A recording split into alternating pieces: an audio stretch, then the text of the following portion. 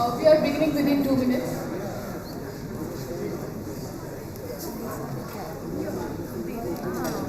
I would request Professor Asha Sarangi, Professor Prathama Banerjee, Dr. Mohinder Singh, and Dr. Rahul Govind to please come on the stage.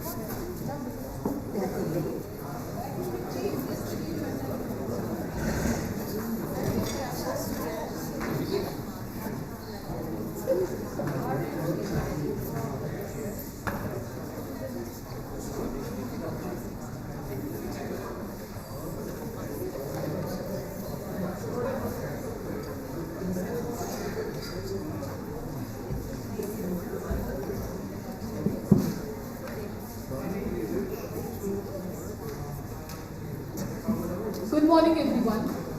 I am Vaishnavi. A warm and heartful welcome to you all at this conference organized by JNU Academic. We are going to begin with our first session themed on Conceptual Innovations in Indian Political Theory on the last day of the conference. Without any further delay, I want to take this opportunity to introduce our Honorable Chair and eminent speakers of the panel to you all. First of all, I would like to introduce the Chair, Professor Asha Sarangi. She is currently a professor at the Center for Political Studies, School of Social Sciences, JNU. Her area of research and specializations are Indian government and politics, comparative politics, nationalism, culture and identity politics, language and politics, culture studies, South Asian history and politics, and so on. Her published book includes Introduction to VP Menon, Integration of States in India. She has also edited books which are Language and Politics in India and Interrogating Reorganization of States, Culture, Identity and Politics in India with Sudha Pai. Now, I would like to introduce the speakers of the panel. Professor Prathama Banerjee is a distinguished historian and political theorist. She is currently a professor at the Center for the Study of Developing Societies, CSDS, New Delhi. She works at the cusp of the philosophical and the literary, the interface which she argues historically produced traditions of political thinking in the global south. Her publications include Elementary Aspects of the Political, Histories from the Global South, and Politics of Time, to name a few.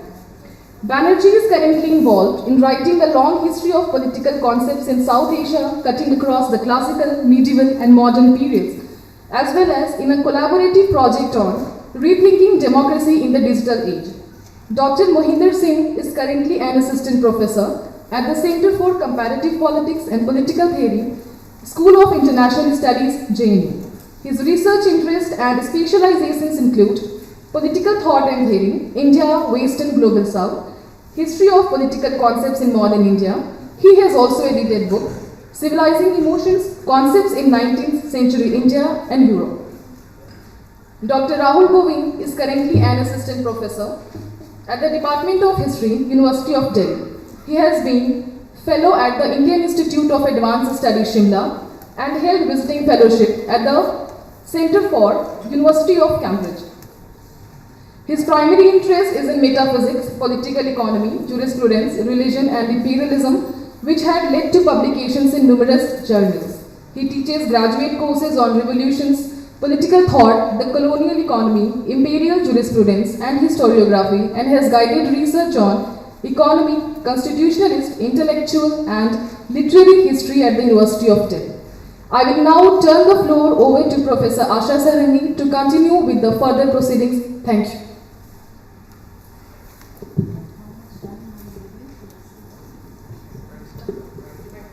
$25 minutes.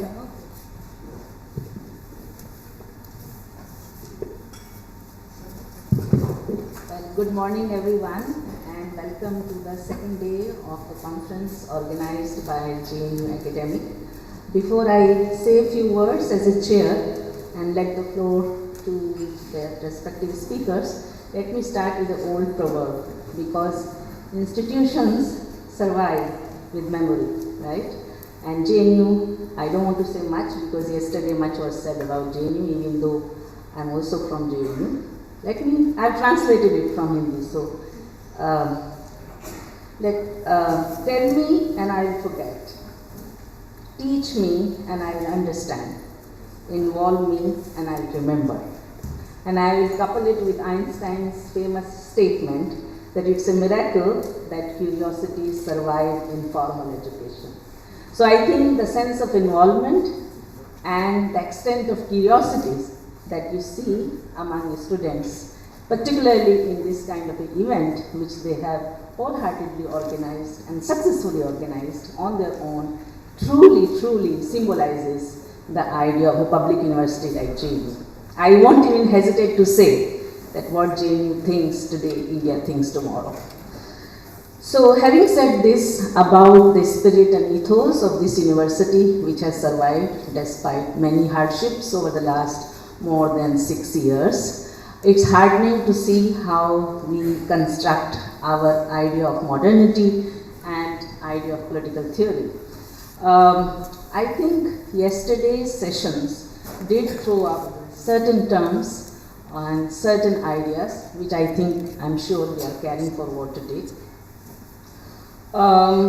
Certain reflections, certain reminiscences, certain recollections of the past and how they have bearing on the present, but also how they might affect the building up of the future.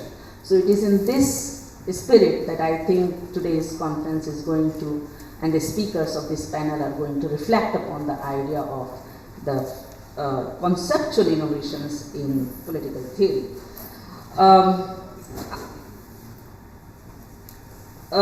I have 3 or 4 points to make before we begin the presentation by the speakers today. The idea of conceptual innovations that you have put in the title, I would like to say, are always located within the specific historical empirical context. So, though there was a discussion yesterday in the first panel itself when we were talking about the idea of conceptual language, but I would like to say that there are the conceptualizations or conceptual innovations should not be taken as floating signifiers. In fact, what is maybe more important is to look at the historical context, the specific cultural, ideological, social and political formations of those historical contexts which actually give rise to certain kind of conceptualizations. So conceptual innovation should not be seen as simply decontextualized or ahistorical. That's the first point, and we have historian sitting next to me. I'm sure she would like to say something on it. The second point that I would like to simply flag off is taking from A.K. Ramanujan's famous essay, Is There an Indian Way of Thinking, where he clearly argues that the context-free and context-sensitive ways of formulations are important before we collapse certain concepts into floating signifiers. So I think it is important to keep in mind that how even the context sensitive and context-free sort of distinction remains important, even though Ramanujan wrote that essay decades ago. The third point that I would like to share and maybe keep in mind is the idea of cognitive conceptual plurality. I think that came again and again in yesterday's panels and discussion.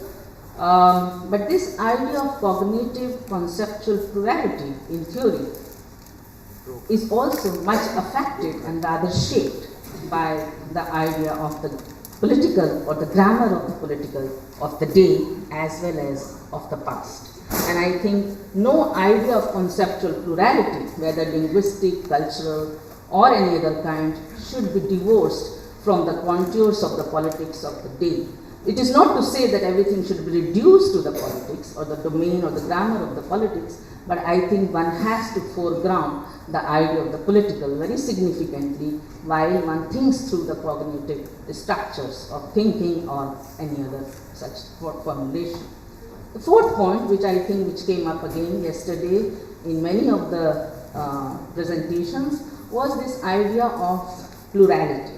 But I would like to maybe extend it further by calling it heteroglossic social reality that people like Bakhtin and Voloshenev talked about, and how the idea of conceptual innovations, or in this case linguistic innovations, because there is such a intricate reinforcement between the two, or rather reproduction of the one from the other, that where language is not simply an instrumental rationality or a mode of communication, but also some kind of a worldview.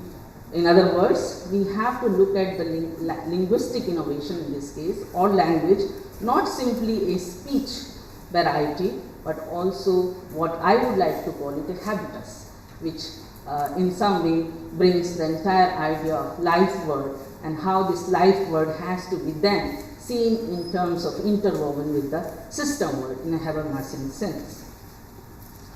I think long ago, and I think this has been a sort of essay which we teach our students of Issa Berlin, of concepts and categories, that came to my mind while listening to some of the presentations yesterday, and how easily we were collapsing the two terms one into the other, whereas the term category, as we know, is much more in an empirical sense, in a kind of a idea of a collective self-perception, or idea of a collective presentation of certain objects, certain facts, whereas the idea of concept, as Berlin talks about, is more rather in terms of the representation, or in terms of the abstract representation. And I think we should be careful when we collapse the distinction between the two, and I would simply submit that we need to retain some of the difference that these two terms throw up, but and that will help us maybe in understanding the nuances of cognitive conceptual plurality that we were talking about yesterday. So I think number of issues that emerged from yesterday's presentation also opened up the domains of theological, sociological, metaphysical, in some ways historical, political, arts, aesthetics, subaltern, and translation. These were some of the domains which I thought which came very clearly in the presentations, and all of them should be seen as somewhat intimately interlinked and mutually reproducible. So I think we can take this kind of formulation forward today as to how does, in Hayden-Weidin's sense of the idea of conception of the history, there is an idea of heterogeneity of all sorts. And I think it is this heterogeneity that we have been considering since yesterday.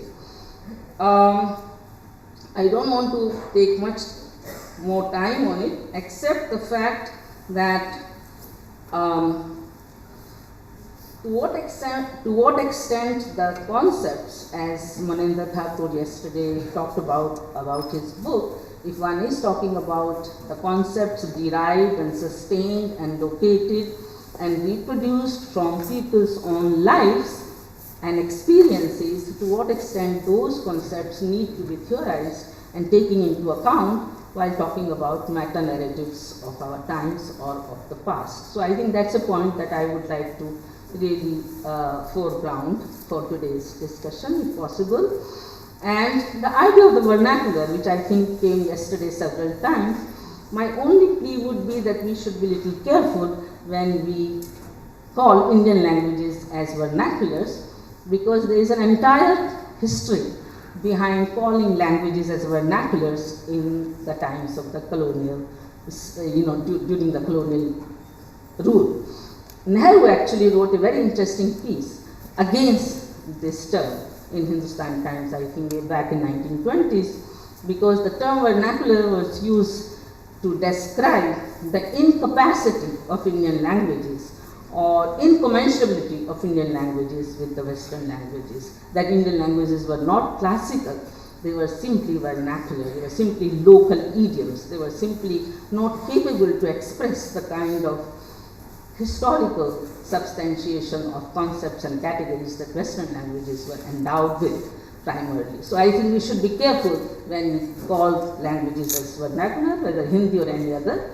There are official designations of languages given in the Indian Constitution, which has been debated and discussed, but calling any language a vernacular is also a certain degree of limiting the dignity that is according to the language, if the language is seen as part and parcel of humanness. I think another point which we need to bear in mind is the whole idea of state traditions and language regimes, and how certain state traditions, certain state structures and practices produce and reproduce language regimes of different kinds, which in turn then produce the kind of knowledge system or production of knowledge system of a certain kind that we have been talking about. So there is a very interesting and very complex relationship between state traditions, language regimes and knowledge production regimes, and I think that also can be thought through. So the idea is, how should we look at the fact that certain terms of discourse are deterritorialized, particularly when we are talking about the entire hegemonic paradigm of Western theories since yesterday. Whether there is such a thing that certain terms and certain discourses are extricated and overlapped in a deterritorialized manner, whether we have been able in Indian political theory, the term which has been the thrust of this conference, has actually been able to provoke or invoke or innovate certain concepts of its own, and I think there is a certain kind of a paradigm shift, there is a certain kind of a scholarly consensus on this, that yes, there has been a certain kind of Indian political theory that has emerged over the last several decades, which has gone beyond the Western paradigm of thinking. And I think that's what I understood from yesterday's discussion, and therefore the students of political science, who have largely been here organizing this conference, need to bear in mind how this politics of the day actually does affect our vocabulary as concepts. Thank you, and let me now open the floor to the speakers. Professor Prathama.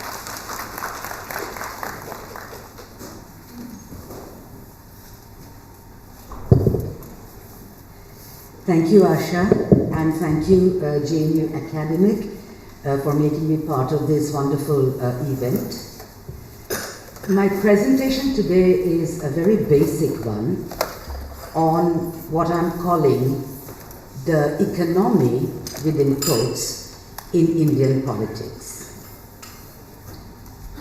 As the highly contested histories of liberalism, economic nationalism, Marxism, developmentalism, globalism, and populism show, modern Indian politics has been shot through with economic ideas and concepts. Any discussion of the future of Indian political thinking, therefore, must also ask how we might incorporate the economic question into our study of politics in ways that go beyond moral criticisms of greedy capitalists, corporate behemoths, power-hungry economists, and oligarchs posing as democrats. In everyday politics today, the economic question appears in two contrary ways. One, through the populist rendering of economic grievances into culturalist rhetoric against enemies of the people, diversely labeled as the deracinated global elite or intimate enemies like Muslims and Jews, or indeed quintessential foreigners like Indians and Chinese. And B, by an abstract and inscrutable policy language which quietly transforms the democratic citizen into the needy beneficiary, the activist subject of political rights into the passive object of economic amelioration. Precisely the dynamic that has led to economics being often called an anti-politics machine. In fact, I would suggest that these apparently contrary orientations are two sides of the same coin. For the more reified and alienated formal economic concepts become, the more they tend to be culturalized and reduced to the identity question in popular politics. My presentation today is a modest ground-clearing exercise, as much for my own clarification as for eliciting your comments, which asks, how do we, as students of politics, engage the economic question in new ways? To begin with, let me set aside the two ways in which we have so far engaged the economic from within political theory. The first way has been to critique the economic determinism of orthodox Marxism. That job, I think, is done. Nobody disputes anymore that the abstract category of economic class has often been deployed to suppress the social facts of race, caste, gender, and religion. And that capitalism is not and has never been a universalizing imperative because it always already produces its own outside, namely the domains of the colonized, the racialized, the informal, the underdeveloped, the destitute, the obsolete, and the waste. The second way in which we have engaged the economic from within political theory has been via a critique of the state versus market dichotomy of neoclassical economics. As we know, Foucault described the rise of free market liberalism in Europe as, to use his own phrase, the introduction of economy into politics, by which he meant that modern governmentality, unlike earlier forms of sovereign power, works through the deployment of economic tools like productivity measures, statistics, demographics, national accounting, cost-benefit analysis, and so forth. In this reading, the economy appears as a political form unto itself, and the discipline of economics an instrument of rule, though disguised as a natural, universal, and therefore an apolitical form of knowledge. No doubt, the social critique of economic determinism and the political critique of liberal governmentality have been important lessons for us. And yet, it seems to me that these perspectives remain content with being outsider critiques. They reduce the economy rather too quickly into society and polity, and stop short of a rigorous engagement with economic concepts and techniques. They also do not engage the important fact that unlike philosophical, aesthetic, or even political concepts, economic concepts have been largely resistant to post-colonial and decolonial criticism, which is why they continue to partake in the kind of abstract universalism that a priori resists translation into the language of democratic politics. The question that I want to put on the table today is therefore, how can we, as students of politics, incorporate a rethinking of economics within the broader research agenda of a new Indian political thought? Provisionally speaking, we can take a two-pronged approach to this question. A, of historicizing economics, and B, of thinking through the conceptual mismatches between the vocabularies of economics and political philosophy. First, what does historicizing economics entail? As we know, most mainstream economics departments in the world no longer teach courses on the history of economic thought, because contemporary economics claims a kind of trans-historical technical validity for its disciplinary protocols. Even when the history of economic thought is taught by heterodox practitioners of the discipline, it is usually as a narrative of great European thinkers, Adam Smith, Ricardo, Marx, Marshall, Keynes, and so on, or at most as a narrative of the failure of development in the global south. Although, as we know, development studies has mostly come to become a separate discipline from economics in most global institutions. Is it then possible at all to incorporate a differently formulated history of economics in our political studies and history departments?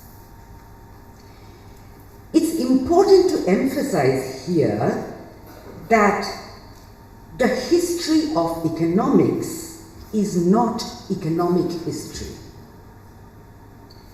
Economic history was, as we know, the reigning paradigm of the Indian social sciences until the 1980s, undergirded by the dream of national development, Marxist political economy, and an unshakable faith in a universal transition from feudalism to capitalism to socialism.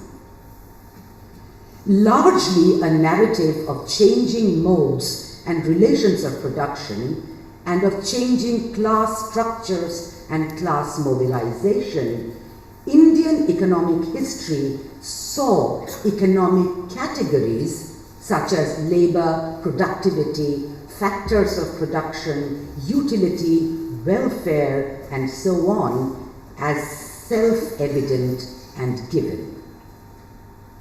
Economic history even informed political theory, as scholars used Gramsci's notion of passive revolution to characterize Indian democracy as a class settlement between modern bourgeois capitalists and pre-modern landed elites. As we know, this version of economic history failed to make sense of actual politics on the ground, leading to a widespread critique of its Eurocentric and derivative nature, and a general cultural and or linguistic turn in the academy, and a widespread disinterest in the economic question. In recent times, however, we are beginning to see the emergence of a history of the economic as opposed to economic history among scholars of South Asia, self-consciously drawing on post-colonial and or decolonial perspectives. This new history of the economic primarily reconstructs the entangled carriers of economics and empire. Ritu Birla's work is very interesting in this respect.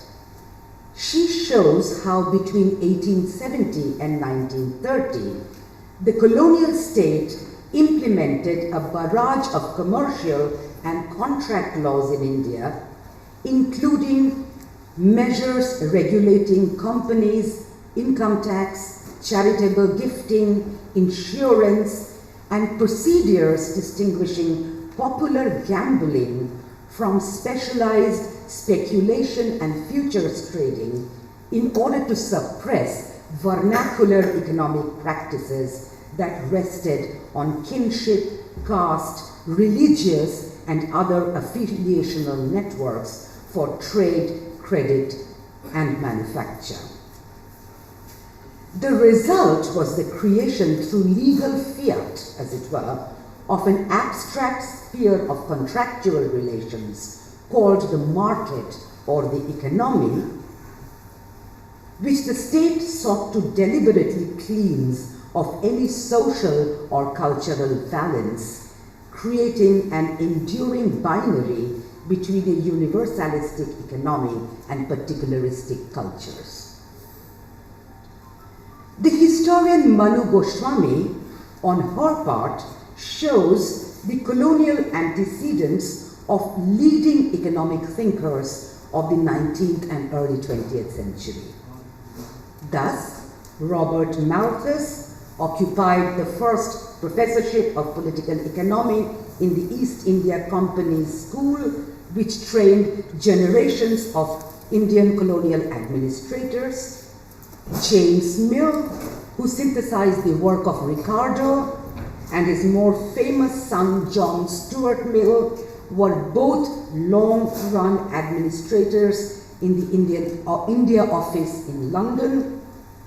James Wilson, the founder of The Economist, the most significant journal of free market liberalism, which commands great prestige even today, was colonial India's first Minister of Finance starting 1859.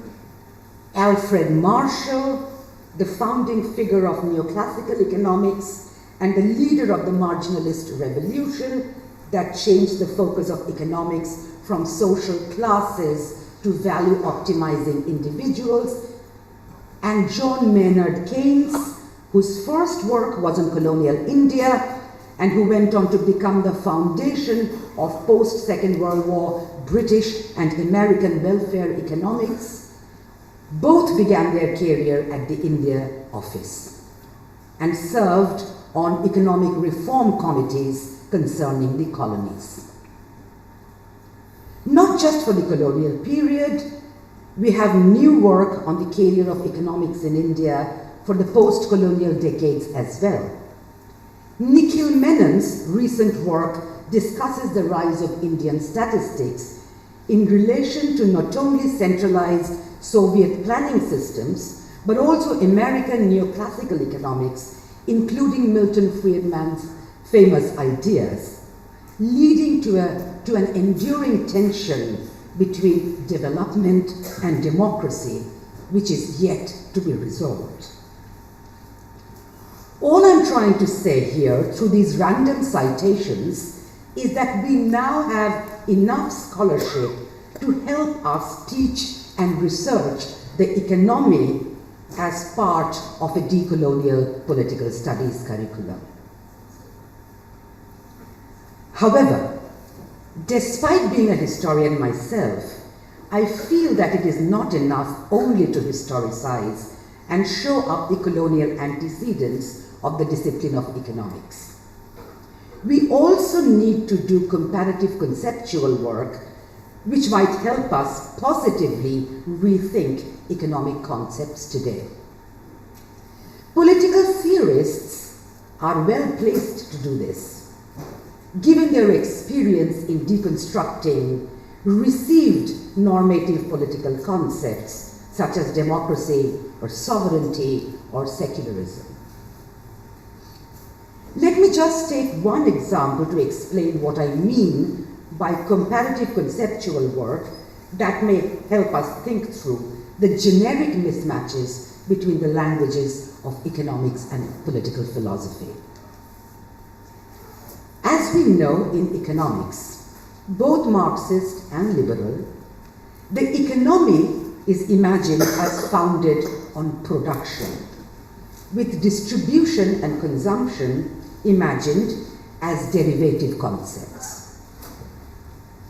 The modern fantasy of infinite growth derives from this foundational productivism, as do the putatively universal concepts of capital and labor, both of which are imagined as infinitely generative of value out of their internal dynamic of accumulation and productivity. In popular politics, however, distribution, or rather redistribution, especially of food, land, and credit, appears as the critical moment. In other words, the conceptual mismatch between the economy of economics and the economy of politics appear as the constitutive incommensurability between a productivist and a redistributive imaginary.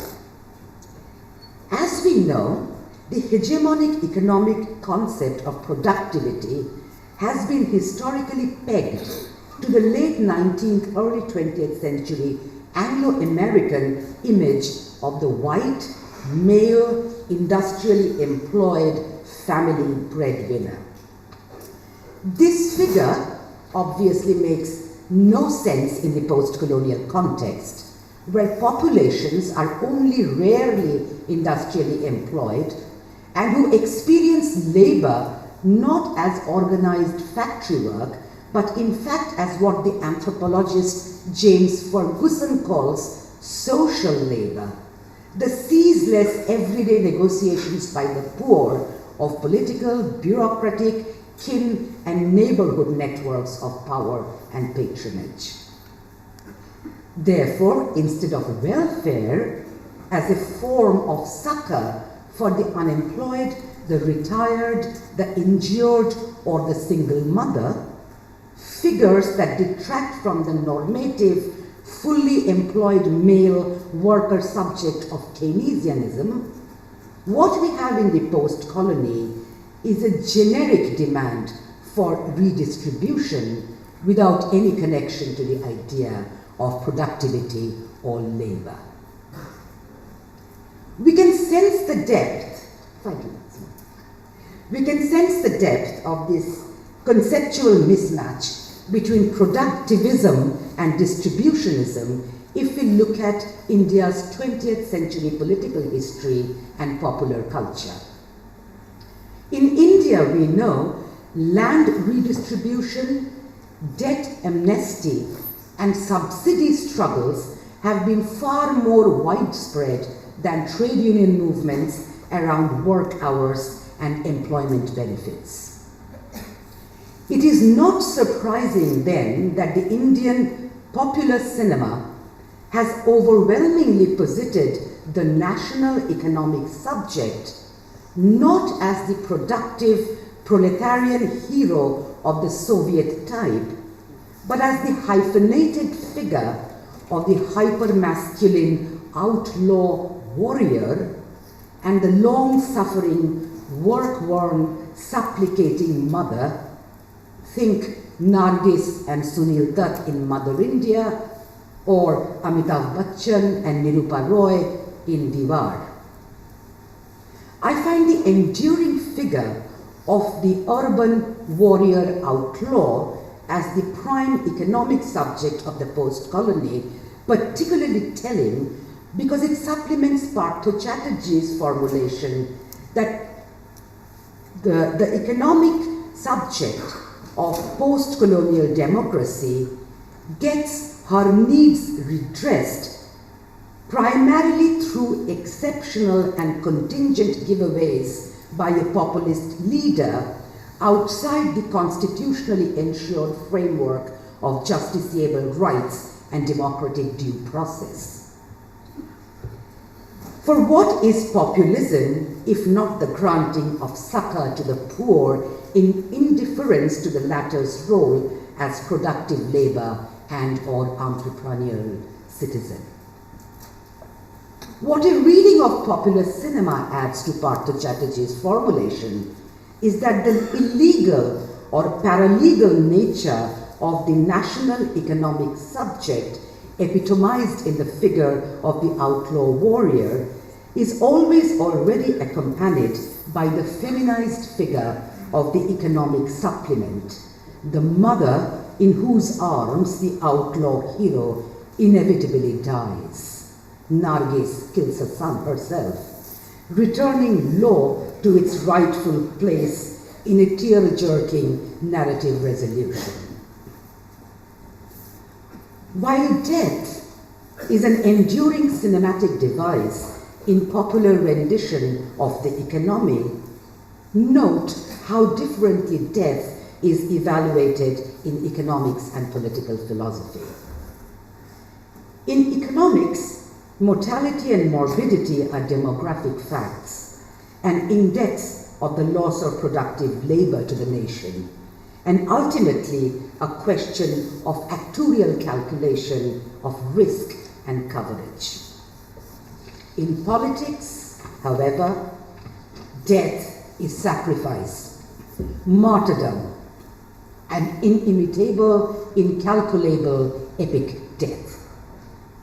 The question that popular cinema seems to be asking of economics, then, is whether death by destitution, such as we have seen in the phenomena of colonial famines, the background to the 1950s and 60s food movements, and post-colonial farmers' suicides, the background to the 2020s farmers' movement, can economic death ever be rendered into a narrative of political martyrdom, or even be counted by a category called economic death? Popular culture and popular politics thus appears more invested in the figure of the poor rather than in the problematic of poverty. Poverty is the conceptual twin of productivity, the poor of distribution. Poverty is a figure of measure, the poor a figure of the narrative. Poverty is pegged to labor. As classical economics argued, poverty motivates labor, which in turn generates national productivity. The poor is pegged not to the order of labor, but to the disorder of excess, excessive anger, excessive crime, excessive neediness, excessive supplication, and ultimately the excessive melodrama of unjust death. In light of the poignant incommensurability between productivist and redistributive imaginaries, it seems to me we are forced to ask, what would an economics based on the primacy of distribution rather than production look like? What would be its conceptual categories? Can such an economic paradigm become part of a political theory course in our academy today? Can we bring professional economists into this conversation in a kind of interdisciplinarity we have not tried so far? Let me end here. All that I tried to do today is to urge for an incorporation of the economic question into political studies curriculum via a simultaneous historicization of economics and a deconstruction of established economic concepts and principles, in a way trying to take the decolonial question right to the heart of the discipline of economics. Thank you. Thank you, Prathama, for a very, very sort of provocative and also very interesting paper.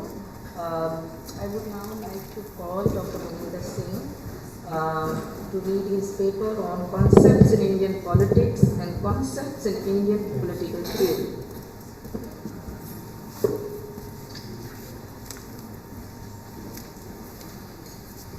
Thank you, Asha, and I thank the organizers for inviting me to this wonderful conference. Actually, my presentation is I prepared for this conference only. I am not presenting my empirical research, but the idea of this presentation came from the title of this session itself, Conceptual Innovations in Indian Political Theory, so which made me think about what kinds of conceptual innovations might be there. And since I deal with concepts in my historical research, so I thought of reflecting on this methodological issue because I'm always dealing with those issues. And what I'm trying to say is that we can differentiate between two kinds of conceptual innovations in Indian political theory. That's what I'm trying to elaborate. And in the title, I have to clarify the title also, Concepts in Indian Politics and Concepts in Indian Political Theory. This distinction is analytical. In the actual world and actual practice, these two kinds of concepts crisscross as they should. And this crisscrossing of concepts I borrow from Veena Das. She has a chapter with this title in her book Textures of the Ordinary, which I read with some of the students from JNU and DU in a study circle, and some great reflections, fascinating reflections on the issue of concepts in that book is there. So it's my presentation is basically a broad survey of recent relevant literature in history, political science and anthropology, very limited insofar as that is related to this issue. And by way of that, I will try to elaborate on this distinction between two kinds of concepts and conceptual innovations in Indian political theory. When I'm using the term concepts and conceptual innovations in Indian politics, I'm using it very broadly to include conceptual innovations in Indian political thought or thinking, in a very broad sense to include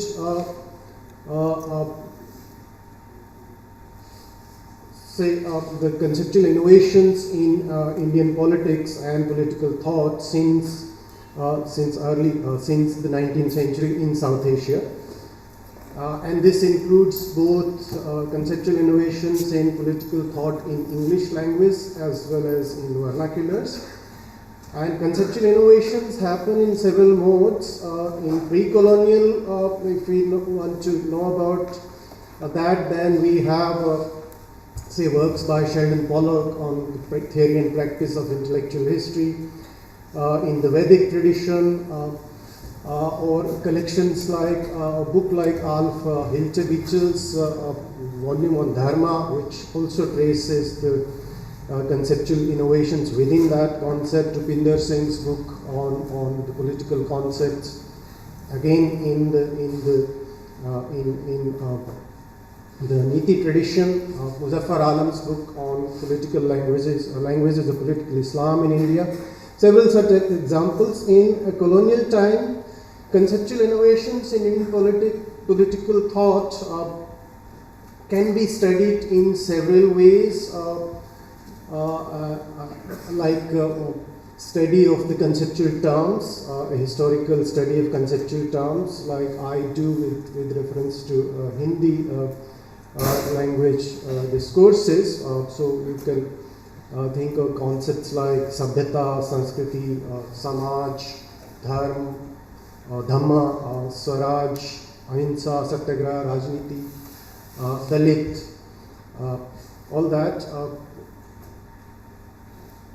Lucia Michelucci's work on vernacular concepts in the process of vernacularization or democracy is another example of conceptual innovations in politics.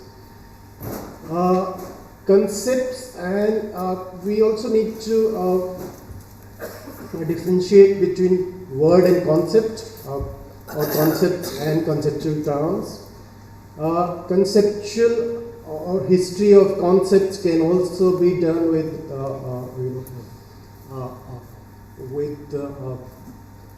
by study of sign systems other than language.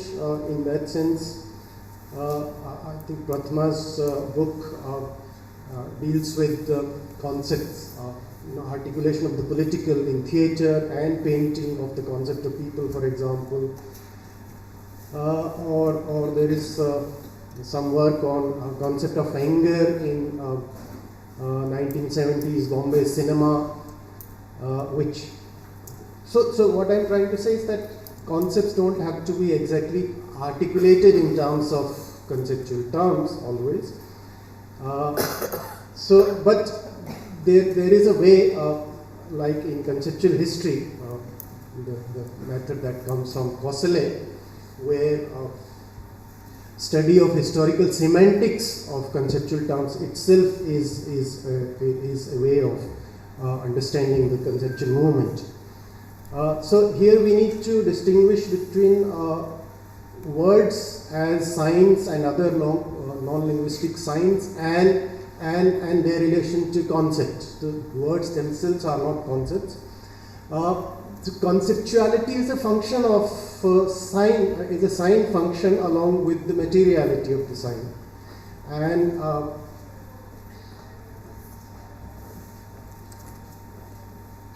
this difference also allows the contestability of the concepts. In again, conceptual innovations in Indian political theory is another example of that. Is what Rajiv Bhargav writes in Is There Indian Political Theory, and he says, there has been conceptual innovations in Indian political theory throughout 20th century. We can think of Constituent Assembly debates, Indian secularism, multiculturalism, community rights, group rights, along with and beyond individual rights. So there are several ways of thinking about conceptual innovations in the field of Indian politics.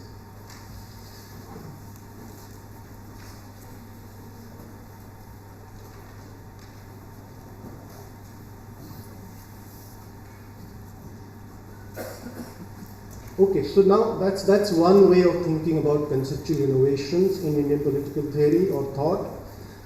Now there has been a distinction has been made between Indian political thought and Indian political theory, and in recent literature, for example, the book by Akash Singh Rathod, he says that we should not use the term Indian political thought, we should use the term Indian political theory. And there is something at stake there. So that's why I kept on thinking about why we should think of this question, this use of the term theory more rigorously. He gives his reasons, saying that it's a way of denying the non-Western world their right to theorize. So the political thought is he says, meeker and vaguer version of that. And it's not professional, it's not systematic, it does that way basically record it. It's not thought, it's not it doesn't involve theorization itself. That can be questioned, but there is a stronger claim made on behalf of theory, and there is something at stake there. And the stronger claim and the stake is that the certain parts of the world are not allowed to theorize about themselves because of certain unequal power relations, which are geopolitical, and theorize about themselves, their conditions of experience, their practices. So obviously, as we discussed yesterday, it's part of what we know as geopolitics of knowledge. So in that context, it makes sense to make a distinction between theoretical concepts or what are sometimes known as analytical concepts and the general political concepts articulated and deployed in the field of politics. Now, political theory as an academic discipline involves analysis of concepts in politics as well as creation and use of its own analytical concepts. Which are the theoretical concepts or analytical tools used in theorization about politics and should be differentiated from theories and concepts that inform political activities. So the field of so the important thing here that is happening here is that the field of the empirical itself is not devoid of conceptual component as well.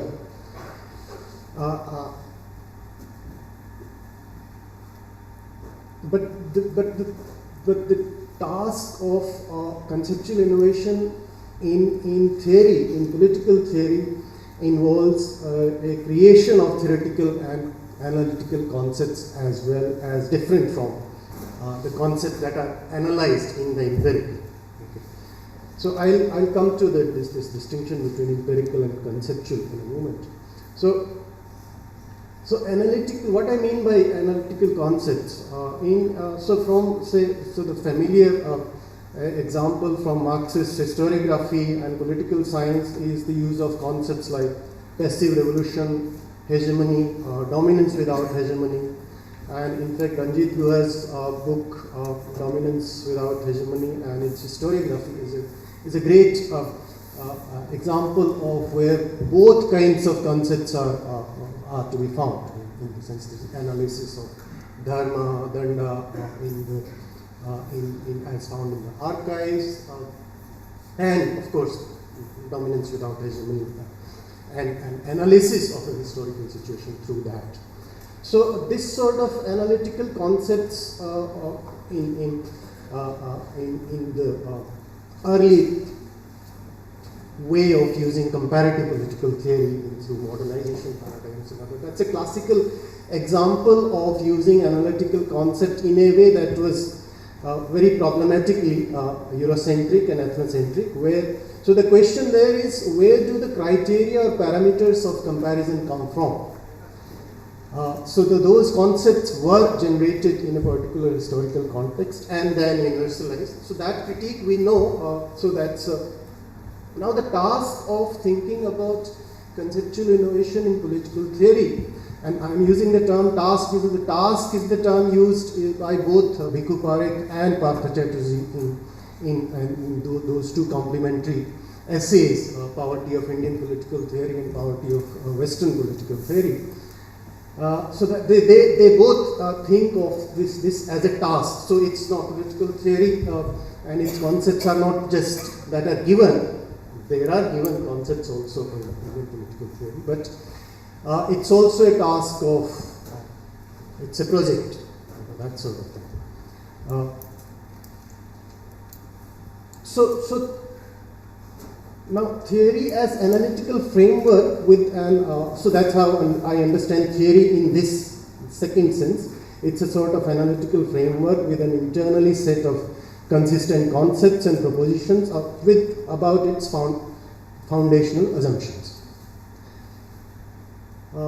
Okay, now the greater historical task that I think we were discussing yesterday involves, that in some ways taking back the right to theorize for the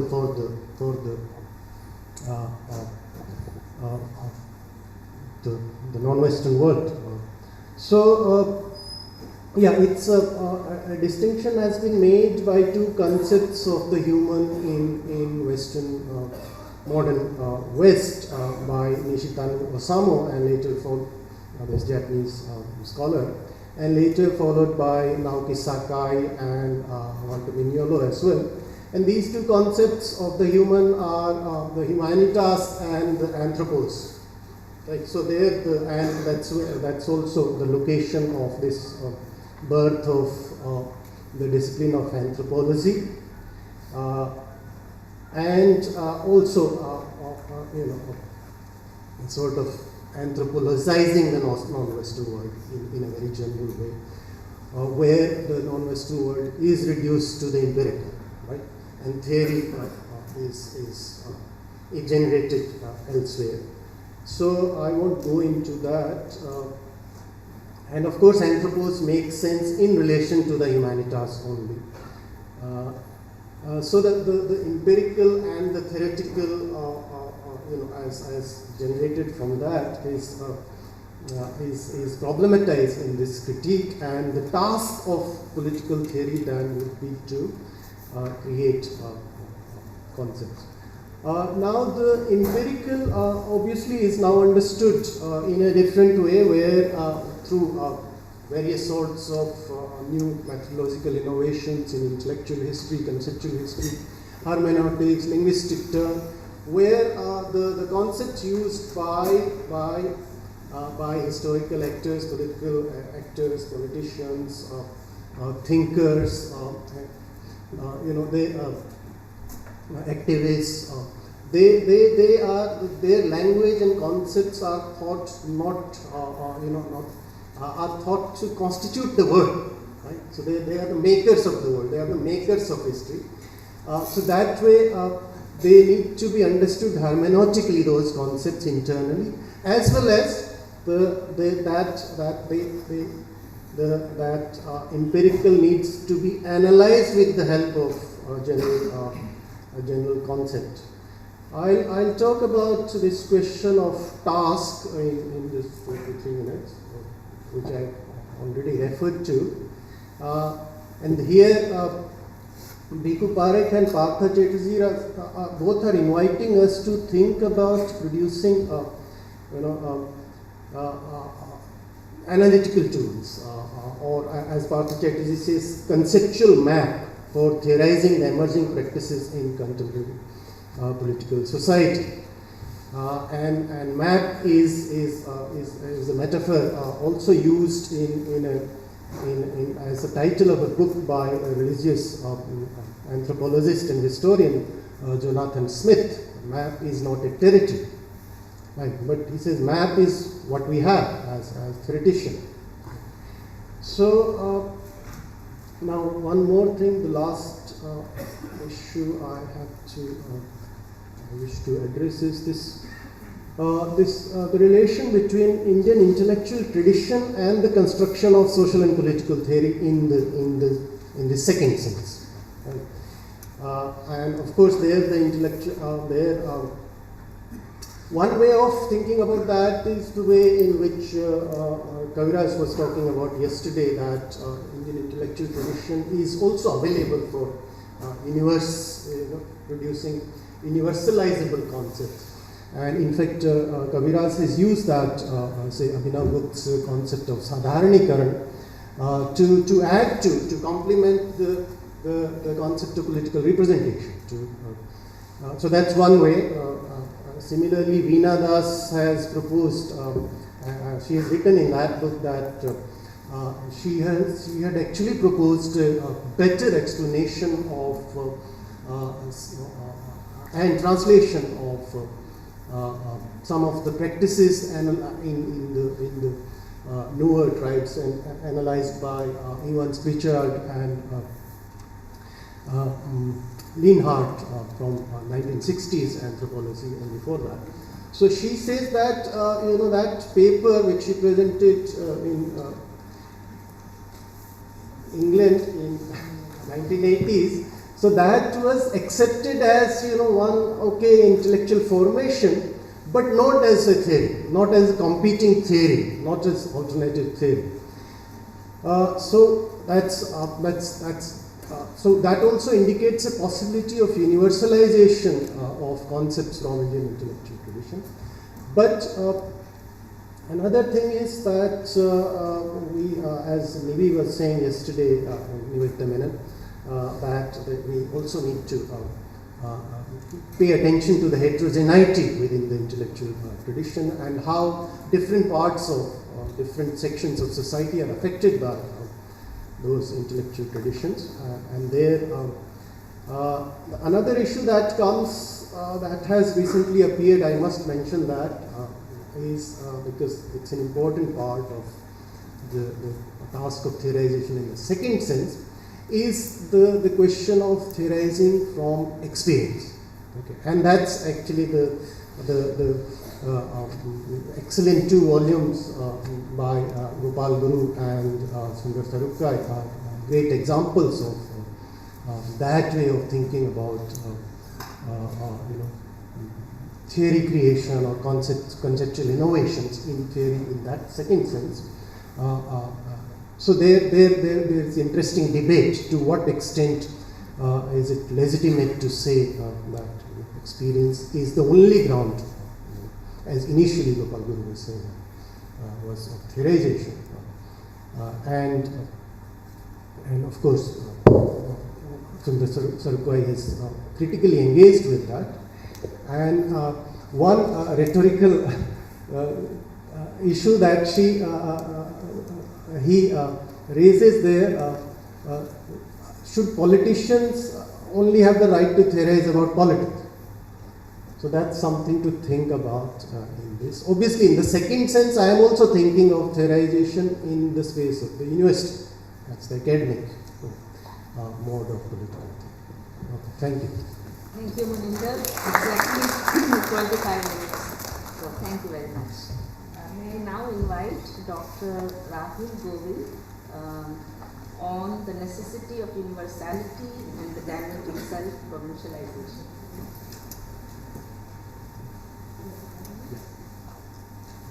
Oh, sorry.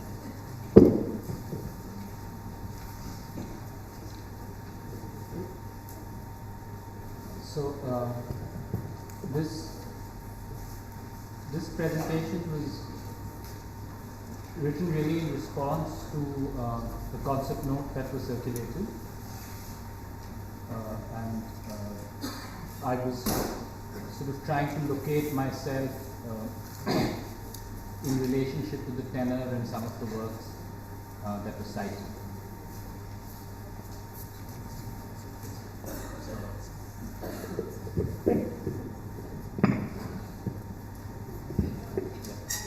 Is it audible? It's audible? Yeah. So Indian political theory might be understood in two senses. The first would indicate merely a heuristic, a way to demarcate a field which studies thinkers who are Indian. This includes broadly Indians from the colonial period and before, and where such identity is incidental and does not in itself signal an epistemic orientation. The second, and I believe this is the direction that the conference has in mind and wishes to explore, is in fact an epistemological and methodological direction which explicitly arises from the argument that the historical and contemporary experiences of Indians in India cannot be understood using theoretical categories that are seen as having developed in what's called the West. The only way to understand such experience in this view is by formulating an Indian conceptual grammar. This is a staggering claim because it appears to completely dismiss an entire domain of knowledge that has been generated by the social sciences, including economics, law, and jurisprudence over several decades. The first question which arises pertains to the epistemic model which is presupposed in understanding historical experience. Does not an epistemic object already require a characterization for a debate around what is the most adequate epistemology? Is Indian, within quotes, a sufficient characterization in this regard? The problem is therefore one of casting the relationship between knowledge and experience itself as both a form and object of knowledge. Human experience is retrospective, introspective, and anticipative. It is itself intelligible only as a form of knowledge. And therefore, when one says that Western knowledge is not apt or applicable to Indian experience, the latter phrase has to itself, from the very beginning, be clarified and developed. The burden of insisting on the identities, Western and Indian, elides the theoretical work required to establish what kind of experience is being referred to. It succeeds in merely a priori distinguishing the two as necessarily incommensurable, and therefore often takes resort to spatial and depth metaphors which showcase, without clarifying or demonstrating, irresolvable difference. For instance, to cite Pata Chatterjee's Nation and its Fragments, quote, It is the historical record of those brief moments of open rebellion which gives us a glimpse of that undominated region in peasant consciousness and enables us to see the everyday and the extraordinary as parts of a single unity in historical time, unquote. And further on, quote, the inadequacy of the theoretical apparatus with which we work, analytical instruments which were fashioned primarily out of the processes of understanding historical developments in Europe. When those instruments now meet the resistance of an intractable complex material, the fault surely is not of the Indian material but of the imported instruments, unquote. The question remains as to what Indian means and whether such a characterization is meaningful for what is taken to be an epistemic object that has remained untouched practically for centuries if not more and remains with us, therefore requiring newer epistemic instruments for comprehension.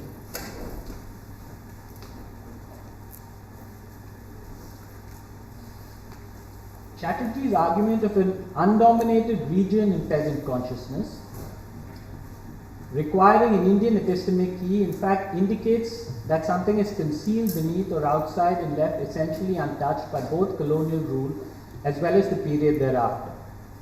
Moving in a different direction, in the words of Dipesh Chakravarty's Provincializing Europe, intellectual history might provide a clue to this epistemic object which is characterized similarly. And I quote, faced with the task of analyzing developments or social practices in modern India, few, if any, Indian social scientists or social scientists of India would argue seriously with, say, the 13th century logician Gangesha with the grammarian and linguistic philosopher Bhatrahari. One result of European colonial rule in South Asia is that the intellectual traditions once unbroken and alive in Sanskrit or Persian or Arabic are now only matters of historical research. Categories that were once subject to detailed theoretical contemplation and inquiry now exist as practical concepts, bereft of any theoretical lineage, embedded in Couturian practices in South Asia, unquote. So this idea of this remaining at some level at the level of practices. The structure of the argument that the very nature of the state is alien to the people and does not reflect its popular genius because it has embedded in it concepts largely from what is construed to be the West can in fact be dated to the Constituent Assembly debates and the responses to the Constitution. The contention that the emerging constitution, the Indian constitution, was an alien imposition without reflecting the history and ethos of the people, and therefore in effect a sort of continuation of colonial rule, was made by both Gandhians as well as elements from the RSS. Ambedkar, in one of his most forceful speeches to the Constituent Assembly, critiqued precisely such a position when he broke down the actuality of the village, otherwise taken to be the inheritor of an ancient democratic tradition. And yet the structural components of such an argument of the state and an alienating epistemology, continued later in the works of sociologists like A.K. Saran, achieving a prominence again from the 80s onwards, in part to the works that I have referred to. In the valorization of Gandhi and the critique of Nehru, the more precise question of the Gandhian response to a whole range of questions regarding constitution making, including questions of fundamental rights, as well as critical issues such as zamindari abolition and land reform, is not adequately addressed.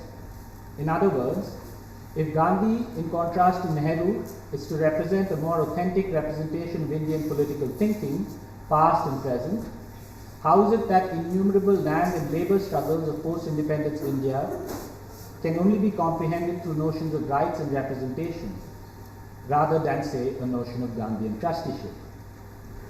It is not individual moral or exemplary courage, but epistemic levers in the motion of historical experience which is at stake. The question therefore remains as to whether and in what sense Indian political theory is meant to reflect or respond to specifically Indian conditions. If the Constitution is indeed in its conceptual grammar indebted to what is called the West, could one all the same make sense of the several popular movements of whatsoever kind outside the regulative framework of electoral democracy and fundamental rights? Is there not an irreducibly global dimension to Indian experience, both as historical legacy and horizontally interlocking institutions and norms? Everyday experience is mediated by a range of institutional experience, and in India, the public logic of such institutions and even the form of their critique are necessarily colored by constitutional features such as fundamental rights and electoral democracy. Therefore, a general critique that bases itself on the absence of an Indian epistemology must engage with this question by either dismissing constitutional norms as something ephemeral to Indian experience, or establishing that such experiences actually have their bases and roots in an Indic epistemology. Both kinds of arguments have been made, but before responding directly to these questions, I wish to return to the intelligibility of the name or predicate Indian, since no doubt there is no other way to understand either of the terms in this paradigm, theory or experience otherwise. In the phrase Indian political theory, Indian is of course in a sense a name. In claiming that there is something more at stake, the name ostensibly functions as a predicate. It says something more than just the fact that this is the political theory by or about India or Indians. This argument is made against what is presumed to be a claim to universality that the so-called West makes. But there is something paradoxical at work here, because the very characterization Indian is a form of universality, if it is to perform any theoretical labor. That is to say, predication, the act of characterization, is linked with the question of universality, since a characteristic has to of necessity characterize several things and not one thing. Any theoretical act is therefore universalistic, since it is concerned with the common in the many. This argument may be found in several philosophical traditions, but I wish to stay for a moment with the Greeks and Aristotle in particular. Universality here signals a difficulty in thinking anything, not in some abstract domain of logic. In Aristotle's earthly articulation of the metaphysics, the impasse lies in the fact that the universal is that which characterizes plural individual things, but if that were the case, the question is, in what sense can it be said to be? If it is said to be some one thing, how can it be said to characterize several different things? This impasse overlaps with the other impasse elsewhere in Aristotle, where he argues that to know means necessarily to know universally, since we cannot know any one thing which is so unique as to not have anything in common with anything else. At the intersection of these two impasses, the universal appears as a necessary measure for thinking itself. The question is not the same as the more contemporary one of what theory can I use to understand this experience or this set of experiences, or how is one to understand the relationship between predicate and particular. That is, which has priority, and this question in turn leading to problems of induction and deduction. In the way Aristotle poses the issue, the problem of universality is simultaneously the problem of investigation and thinking itself, and the problem of intelligibility is not based on an abstract distinction between allegedly universal concepts and ostensibly particular individuals conjoined by a neuter copula. In other words, the problem of what is the right theory cannot be undertaken until the object or the so-called experience itself is articulated, which itself cannot but in one sense be theoretical. The idea of experience being a self-evident category is rooted in the false self-certainty of sensory perception, which in fact involves a whole range of what might be called conceptual acts, such as unification and differentiation in and through material. While one cannot here begin to see the ways in which Aristotle responds to and intensifies the problematic, the way in which the question has a bearing on the present context is that if the adequacy of a particular theory is being questioned, there has to be some effort at clarifying what one means by the Indian object experience beyond the name as a form of designation. It cannot be assumed that Indians in their practices, unless the case is established in some way, exhibit a domain that has remained constant and untouched and is distinguishable from the domain of the non-Indian or Western merely because of the use of the nominal. There is once again something paradoxical about claiming to know enough about an experience to say that it is not something that is non-Western, but not enough to say anything about what it is. Once again, it has to be asked, are the range of experiences that animate contemporary politics in the broader sense rooted in the normative logic and legal rules of specifically modern principles, or are they really to be found in pre-modern concepts? Can the peasant movements and the recent farmers' movement in this context, as much as its self-representation, be better understood by Indic categories like karma or samaj, or legal rights, market prices, the state and political economy? Understood here should be taken in the sense not merely of describing the situation, but of discerning its logic and telos. While Indic terminology might indeed pervade politics, that doesn't mean that it establishes the grounds or rationale for the actions undertaken, rooted and justified necessarily as they are with reference to values such as rights and representation. In a revised version of the address to the World History Congress at Wesleyan University in 94-95, in the wake of the Babri Masjid demolition and the horrendous riots in its wake, Ashish Nandi had asked in his famous article, History's Forgotten Doubles, and I quote, "Is this Ayodhya, that is the place Ayodhya, really the Ayodhya of Ram? The questions are important for the secularized Indians, not for the millions who have trudged the sacred pilgrimage for centuries. Can we provide at least some vague clues to the point of view of the majority?" Unquote. If one concedes that democracy and voting gives a good indication of what people think, it is surprising that Nandi never thought it necessary to account for the fact that a political party shot through to prominence, enormously increasing its electoral footprint by winning a huge number of seats once it made precisely the historical claims about present-day Ayodhya being Ram's birthplace, which became its political agenda and involved vast canvassing and countrywide yatras. If dismissing constitutional values such as secularism is one thing, to root it in an Indian past is another. This is, once again, easier said than done, because understanding the constitutional value of secularism would require that one understand its imbrication within a constellation of concepts such as fundamental rights and representation, all of which have developed historically in conjunction. A monarch willing to accept the existence of different religious communities, allowing them autonomy in their own laws, cannot be meaningfully understood as secular, since neither fundamental rights nor representation existed in such a context. In the same way, to think of Indian secularism as rooted in an Indian intellectual tradition because it appears more sensitive to group and community rights than some Western counterparts is to willfully ignore the whole complex minority problem as it developed in colonial India and to which the Constituent Assembly repeatedly refers to. The argument of an Indian political theory as involving a uniquely Indic epistemology has to find a way of confronting these uniquely modern norms and their role in the production of experience.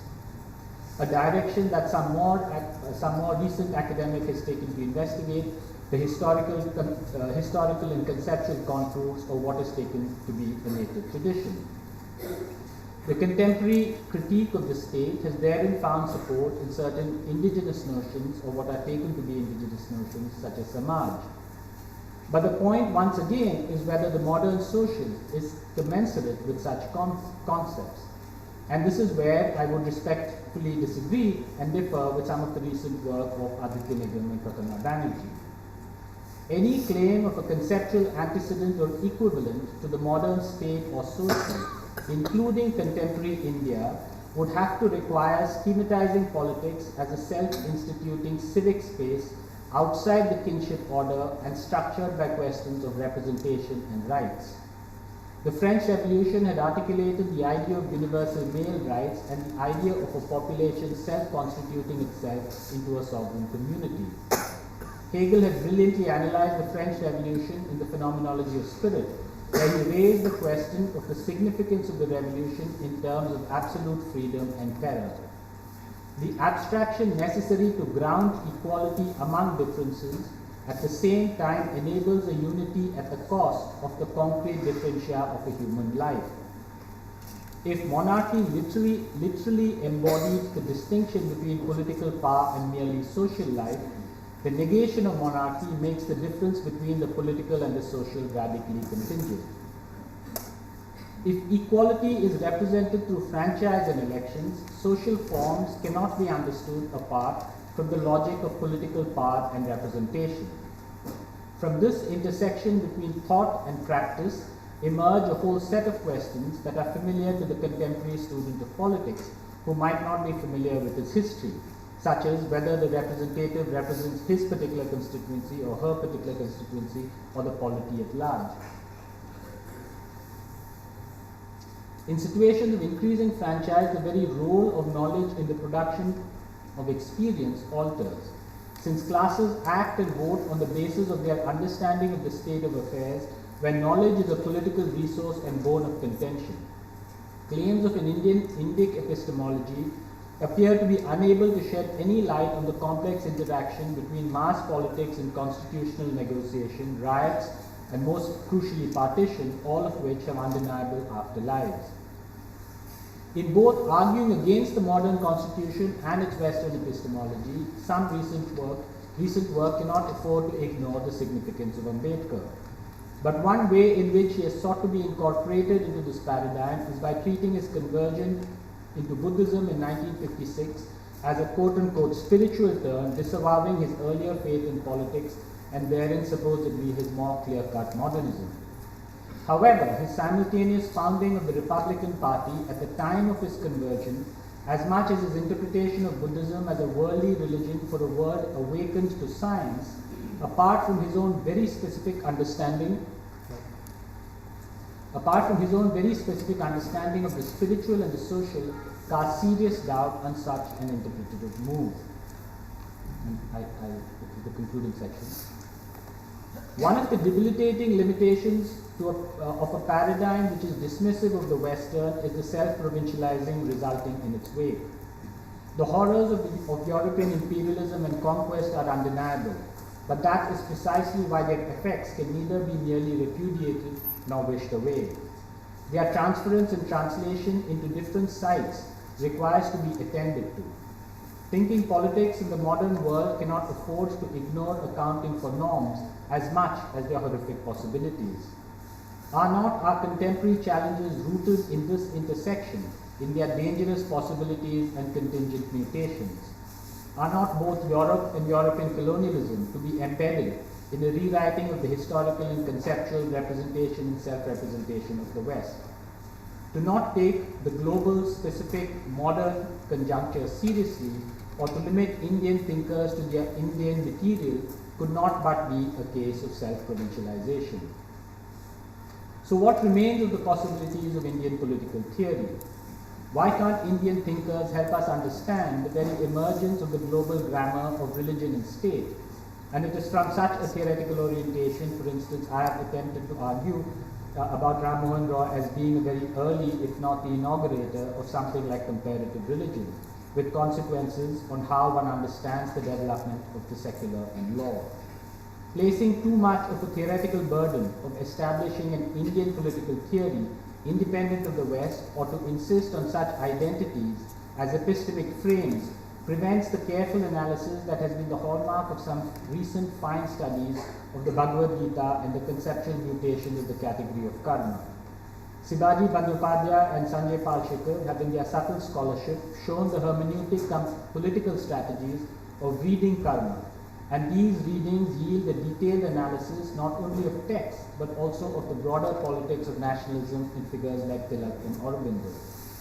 Such an approach, as much as its substantive insights differ from the scholarship which has emphasized the need for studying the Bhagavad Gita and karma as a ground of nationalist politics only as a counter to what is called the West, much of this emerging from foreign universities.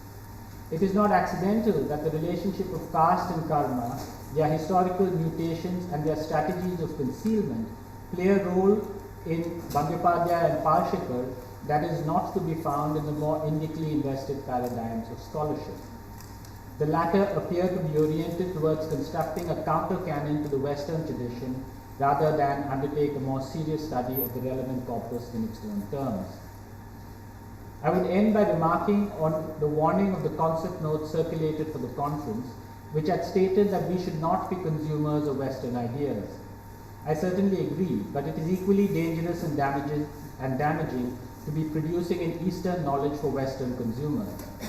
For it must be said that much of the literature advocating such a knowledge at times does so with no detailed independent knowledge of either what are called Eastern or Western traditions, deriving their positions from extant scholarly debates.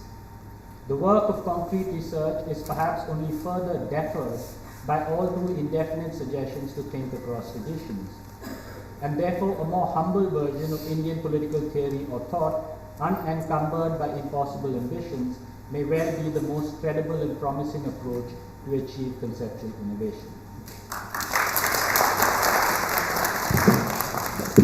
Thank you, Rahul, for a very interesting and I think some of the issues that we have been grappling with since yesterday very substantively raised. Before I open the floor for the questions from to the speakers, let me just summarize in very briefly about all the three presentations, just to make things a little more clear in the context. I think all the three presentations very seriously take into account the predicament of Indian political theory in some way, historically as well as contemporaneously. In some ways, there seems to be a call for rescuing and salvaging the Indian political theory. There is such a thing as Indian political theory, since there is no scholarly consensus on this term yet. What I understood from Prathama's paper is the call to bring the economy back into the polity and go maybe beyond the traditional understanding of economics and politics as two distinctive fields and disciplines of study, but look at the historical and contemporary ways in which they can be studied together. And I was thinking about a very interesting work here about Rosie Landy, which I don't think many of us, many people have read. The work was titled Linguistics and Economics, where she looked at economics in terms of the traditional understanding of the subject and how linguistic and economics can be seen relationally in conversation with each other. So something along the lines how the idea of the politics or Indian politics, to be more specific, must learn from the field like economics. And I was particularly drawn to the idea of statistics in your presentation, which I think is very important, and as to how the colonial state actually, even though a kind of measurement, if one goes back to pre-colonial past, through Todenmer's idea of revenue system, and how the colonial state further improvised and used a statistical rationality, which gave the idea of what Prathama very innovatively called poverty different from poor, and how the idea of the poor and poverty has to be thought through differently, and how the state actually engages one in different way than the other. But the numbers in the colonial imagination, Arjuna Padavai's celebrated article, actually brings back again the economic rationality of using numbers and measuring as part of a democratic yardstick on the part of the post-colonial state, as to how numbers have become a kind of a statistical rationality and how that gets into the policy framework which actually becomes anti-people. So I think that's what I have taken from your paper and something that we can think through. About Mohinder's presentation, I think some of the substantive and practical difficulties in thinking through the idea of conceptualizations or innovative conceptualizations. Though I would rather agree with Rahul about the fact that instead of collapsing the concept and categories very easily, we should be cautious about it. There are paradigm shifts in the way in which the concepts have evolved, have been historicized, have come into our political imagination, but more often than not, we are actually understanding the idea of concept and conceptualization through much more mundane idea of categorization. So I think we need to remind ourselves that the idea of the political needs to somehow look at the distinction between the two, and terms such as Samaj, Rashtra, I would add Samuday, and yesterday Aditya Nigam used the word Samanvay, Rajdharm, and so on and so forth, which have come from our indigenous regional linguistic imaginations or vocabularies, should not be seen as vernacular. Once again, I think we should be careful when we call certain indigenous or we should be careful when we fall into the trap of nativism, and must keep in mind how these terms can actually negotiate, converse, and interrogate some of the Western universal terms. So rather than looking at them as entrapped in their own regional or national imagineers, one should look at the universal conversation that can be struck between these terms and terms like democracy, secularism, and so on and so forth. So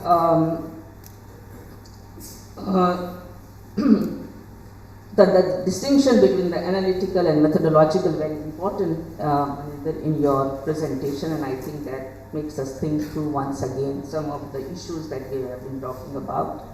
And to Rahul, I think a very thought-provoking presentation, I would say. The idea of heuristic and epistemic methodological ways of looking at the idea of any political theory, and in this case Indian political theory, to what extent the conceptual grammar that Indian political theory throws before us, we must be on guard while we accept some and reject others. And I do agree that the idea of the Indian here is not simply nominal, but it's also predicated, right, in that sense. And to what extent the idea of the universalism can be contained and also limited. And it reminds me of yesterday's conversation in different panels, which is when we think about conceptualization, we must also think about the location of certain concepts and their conceptualization. Who is actually giving those concepts? Are there real secular, democratic, plural ways in which certain concepts can be seen evolving, or are certain concepts which have come to stay in our vocabulary of everydayness have been given to us and we have unproblematically accepted them? So I think we need to go beyond some of these binaries, which once again call into question both the theoretical, analytical, substantive, and methodological standpoints as well as the critiques. So this is what I just thought I will say as a summary of these. I don't think it was possible to summarize all the three presentations, which were very rich and very elaborate. So let me open the floor for the questions now. Yes. How much time do we have? 15 minutes? Okay.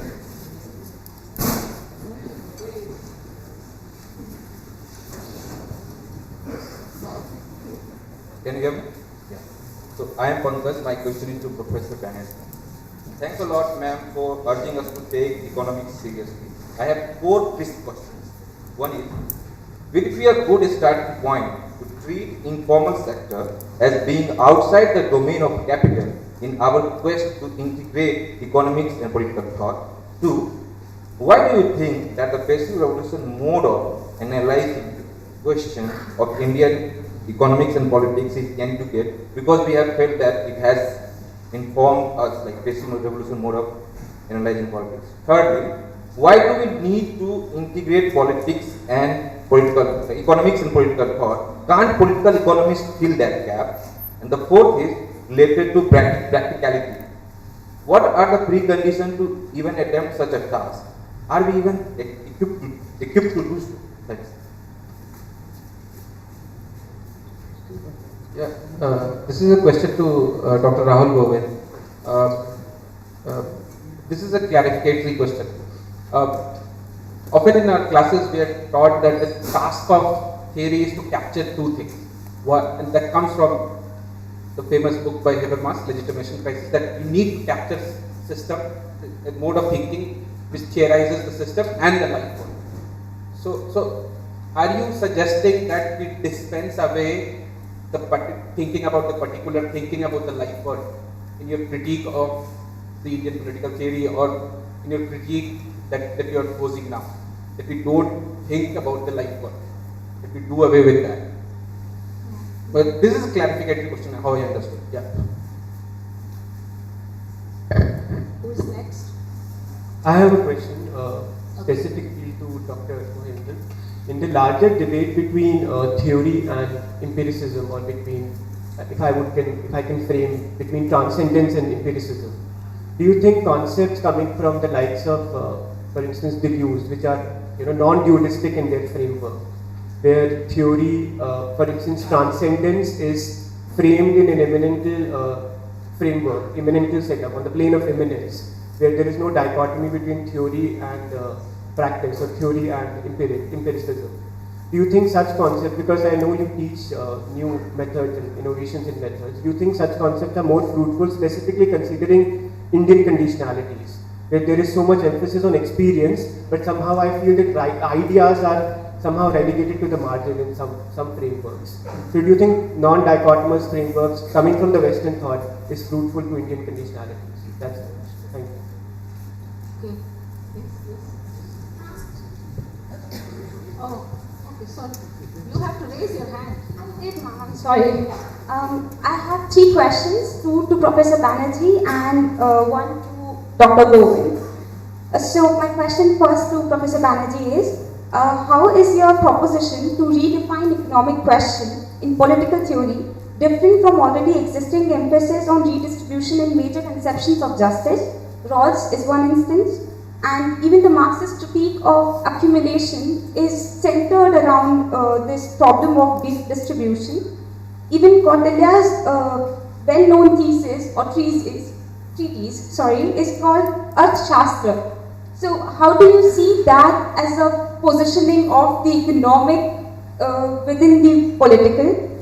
To Dr. Govind, my question is, do you think the subjectivity of experience in some ways undermines or challenges the epistemic value of it?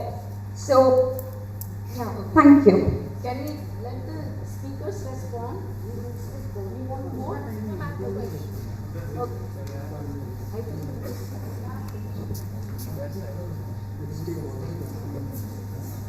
speakers want all the questions to be. Basically, if there's only 15 minutes, perhaps we should take all the questions on the table. And yeah. I have a question to Rahul sir. You have talked about containing the universal experience and be cautious when we are using the Indian terms. Whatever I have got, I have started very basic reading on Indian political thought, and whenever I start reading, I compare it with the Western political thought, and I always have this curiosity why we don't have Eastern political thought compared to Western political thought, and we are specifically always reading Indian political thought. So the point is, sir, that we are seeking Indianness in this Indian political thought. And as you talked about that experiences and ideas are something which are making the foundation of this Indian political thought. So, and you told that we should be very cautious while using the terms called samudaya and caste and everything. But sir, those are the terms which are making us aware about the situations on ground. If we will eliminate those terms and if we will contain ourselves with those Western universal terms, then how we are going to deal with the Indianness? Because the core problems that Indians are facing are these kind of things only. Yes, ma'am. Can we have some more questions? Yes. My name is Abdel. So, whatever the presentation have been presented now, so it is coming like, we are contextualizing the idea. It means we are limiting the meaning of these ideas. For example, Sudipto Kaviraj has written somewhere, there is a two terms he is quoting, Nyaya and Rajniti. And he is saying that these terms have also specific meanings in Indian context. And these terms have different meanings in Indian context, whereas in English, these terms fix the meaning. So, the moment we are contextualizing the meaning of the term, it means we are saying that these ideas are limited and perishable, and they going to be ended by a certain time. So, what I'm asking is that are we expanding the meaning of the term or limiting the meaning of the term? Thank you.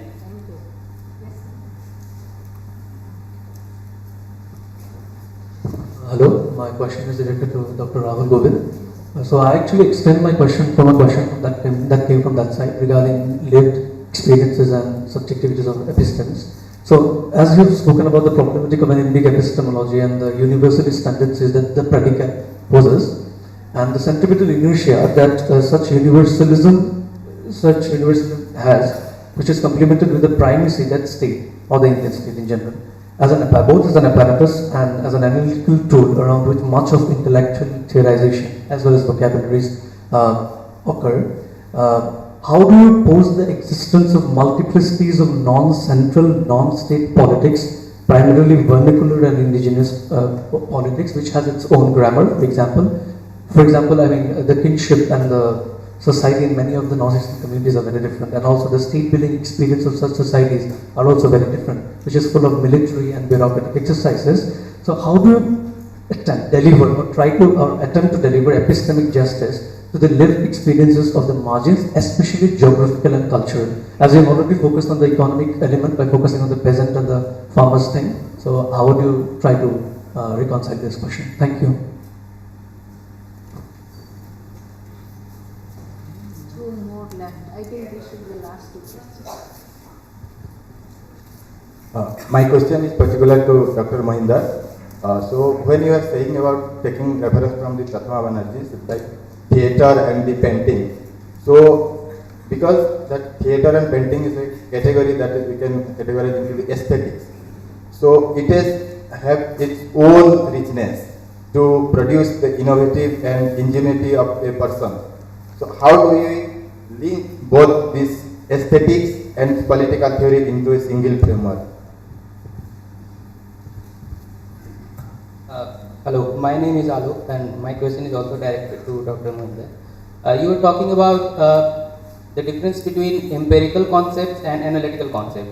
So I was wondering, are these two levels of understanding and then explaining the reality, and what would be the place of the concept that we are thinking of in terms of Indian political theory, in terms of more localized or linguistic concepts or philosophical concepts? Would those concepts be able to be at the level of analytical framework in your understanding, or would those be just a variation? For example, adhikar may be a variation of rights. So do you think that adhikar can explain a different kind of relationship of people with the state, or that is just in excess of the idea of rights at the empirical level? Okay, I think are there more? Hello. Yeah, my question is to Prathama Banerjee. Ma'am, I really fully convinced with this idea that the point, the problem you pointed out about the discipline of economics, especially how they presume their fundamental concepts trans-historically always available to them. But in order to, when you are trying to make it historically specific, I feel like you are kind of reducing it to the kind of tools of governmentality, what you call economics. And I think this is precisely the problem that economics doesn't agree with us, that we cannot impose the so-called idea of political about the economics. Because after all, there is a kind of historically fact that we can see how the society has moving to the status to contract, and how the very idea of body politic the modern understanding of political as a representative emerging to the idea of exchange. So in the entire presentation, you are missing some fundamental terms like exchange, commodity, totality, in terms of theorizing the modern understanding of economics. So just in one kind of understanding of economics like a tools of commodity may not be enough for us.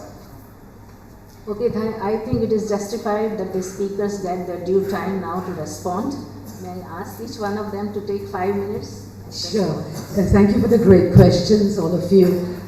For reason of time, I'm going to just take all of them together. So what we today understand as economy and polity as two distinct domains subject to two different kinds of internal dynamics, laws, and studied through two different disciplines of study is, as we know, a 19th century production. So whether we look at Arthashastra of the archaic times or we look at even Adam Smith, who's now retrospectively reinvented as the father of classical economics, neither of them make a distinction that we make, which we have naturalized today between economics and politics, right? So having set that aside, the burden of my argument today was to actually resist the simple, saying that economics as a discipline depoliticizes everything, and as political theorists, we understand economic dynamics better. I am actually not wanting to say that. I want to pause and carefully try to understand what we do as political theorists and in what ways is it different from what economists do, including mainstream economists. It is far easier to feel aligned to a John Rawls or Marxism or a development theorist than it is to actually talk to a Hayek or a Milton Friedman, who, however, are deep influences in not only how we think in India, but in the structures that we live in. So my urge is that as political theorists, we do not rest content with what we read about economics already, which is Marxism, political economy, development studies, but actually engage the more apparently technical, more theoretical. Now, another example, just to explain this, for instance, we have talked a lot about experience today in our discussion.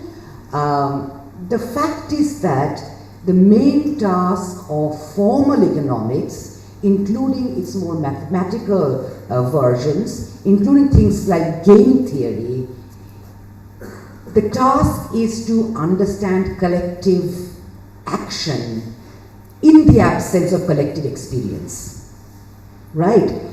So political theory imagines the self or identity or community or society as an organic entity subject to a long history which is shared, subject to a culture which is shared, perhaps subject to an experience which is shared and fought over, right? Economics asks the counter question: what happens when a large number of people do not share experience and nevertheless have to function collectively? My hunch is that this is a question that is as equally important for democratic theory and can be engaged with from within economics. We might have a different answer, but the problem is a problem worth thinking through, which is why it will not be sufficient to say that economics should be reduced to the question of Indian experience, Indian economy should be about, I mean, there is not, I'm sure that nobody in this room actually believes in absolute categories like West, East, India, Europe, America. Nobody does. Everybody in this room also agrees that there is a geopolitical hierarchy of knowledge. And in that hierarchy, economics is at the top. And that's the subject that has never ever been quote unquote decolonized or critiqued by cultural theorists, by political theorists, by historians. So I think we must take our questions there without nobody is interested in claiming an economics of India, right? Or a political science of India. I mean, that's a debate that was happening in 1930s, 40s, 50s, and that debate collapsed very soon. Nobody in this room is, making, forgive me for saying that, making the xenophobic and culturalist and statist demand for decolonization of the kind that we are hearing in the media today. Right, so that's a false fight. So, okay, done.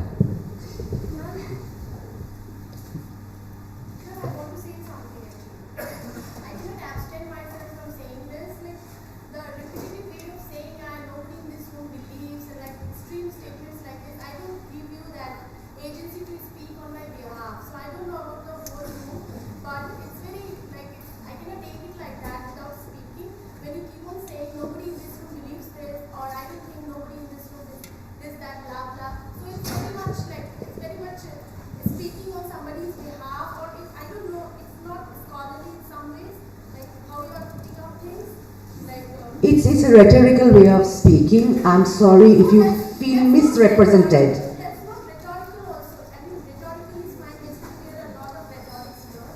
But it's not rhetorical also. It's like speaking in very extreme. I believe nobody in this room believes. I mean, this kind of statement is such a difficult thing. Understood.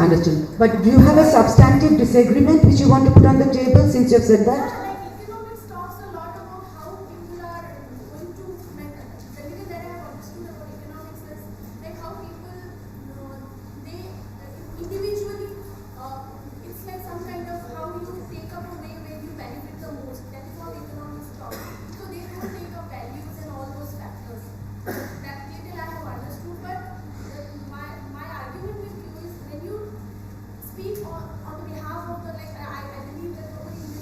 Okay, I understood. I apologize. I understood. Yeah. I'm only speaking for myself, and okay. Okay, I'll begin by answering the second question, where you use the terms understanding and explanation, which I discussed in terms of two movements within the history of social sciences. Understanding as after the hermeneutic term, which involves understanding the conceptual language of the actors themselves, and explanation needs a bit more. It needs to add something to that, right? In order to say something more than the actors themselves are aware of. So, and that has been, that's what is known as explanation. So your second part of your question is whether the study of Indian concepts like adhikara and all that, one is they can help in terms of explanation. That is not a question that can be answered like in a priori manner, that either they will or they will not. One has to see whether it's working for you, whether it can be used. That can't be answered in that blanket manner, right? Now, second, coming to the first question, I'm basically trying to rethink along with several other scholars, and in fact, I have a concrete reference to a book, Living with Concepts, which is a collection of articles by anthropologists, and it's published last year only. And I'm thinking much more with that sort of reflection, and that reflection is focused on how to understand the relation between concepts and experience differently from the conventional modes where, say, Vinadas says that application mode of concepts. Concepts are as if the particular and the singular are or empirical is the exemplification of a general concept. So they are arguing that we need to move beyond that. Okay. So application is the problem with one of the problem with application is that the empirical is reduced to the exemplification or illustration of a concept, and it's also as if the first term, the major term, subsumes the minor term in a syllogistic mode, and there is nothing to add, as if the minor term empirical doesn't add anything. So Veena Das is strongly arguing in favor of inverting that hierarchy in a way, without giving up on the conceptual on the both sides, in the empirical as well as the analytical, what she calls the difference between anthropological concepts and the vernacular concepts. So empirical concepts. So now, one of the arguments she makes is that in this sort of subsumption mode, or in this mode of application mode, what we miss is the fine grains of the experience or of the conceptuality within the scene. And she later calls it textures within the experience, right? So there, another argument is how to capture the new in the experience. So one scholar gives an example of from the aesthetic part, it comes the taste. So a dish is misnamed. So you eat something, it's called, you buy it, order it in the name of a korma, right? But you eat it and you know the dish very well. It is not korma. No. So it is tasty. I like it, but it's not that.